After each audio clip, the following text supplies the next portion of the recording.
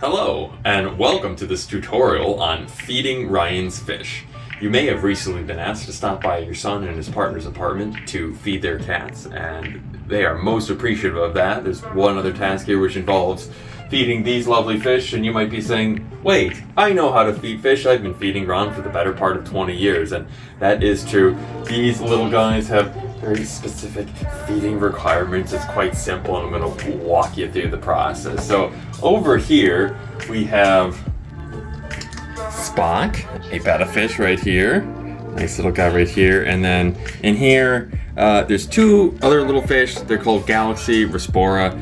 They don't exactly have names. I mean, they kind of have, but they're whatever. They don't really have names. But anyway, so these are our fish.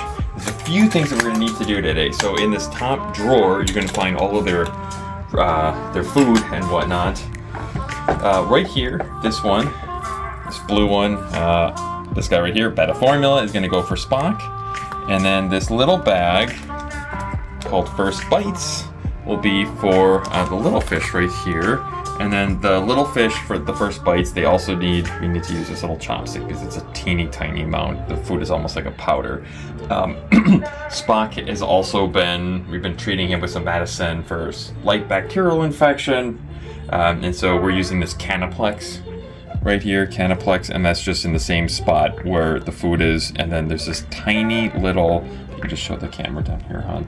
This tiny little scoop that comes with it. So these are our basic tools. So what we want to do for Spock, give him about 5 pieces. That's 4, but about 5 right here.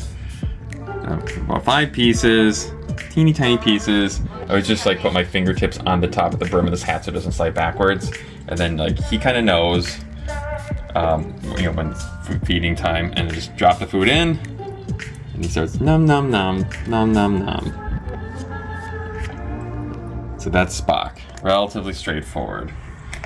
And then for these little guys, it's really easy to give too much. So there's a little hatch. Can you see it right there? There's a little hatch right at the top that we can open that up so as to feed them.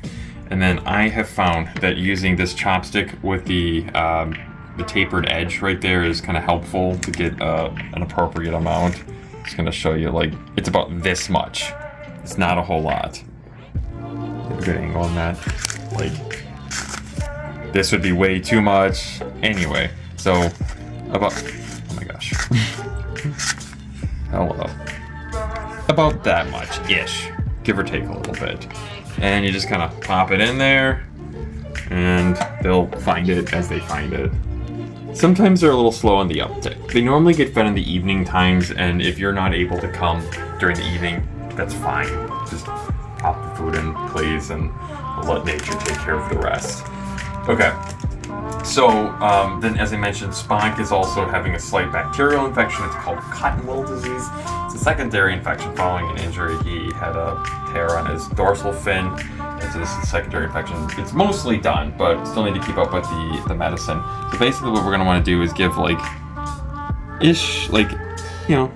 scoop. Honestly, if you give a rounded scoop, that's probably fine. And then if you want to be fun, you can open this back up and try to dump it on top of him, because I try to do that so it gets right on top of him. But honestly, even if you just throw it in there, it's fine. So we're just gonna throw it in, boom, like that, and it dissolves. Sometimes he's excited by it, sometimes he doesn't even know what's going on. But that's that. And that way he has his medicine. Again, it's called Canaplex. And so again, all of these things we basically have in this little, just clear this out here, this little box right here. You'll find the medicine, the little scoop is in here, betta food, and then the tiny fish food. And our little chopstick. So thank you very much for feeding these critters, and of course Rory and Celica, we are most appreciative of that. Thanks, Nancy. Love ya. Love you.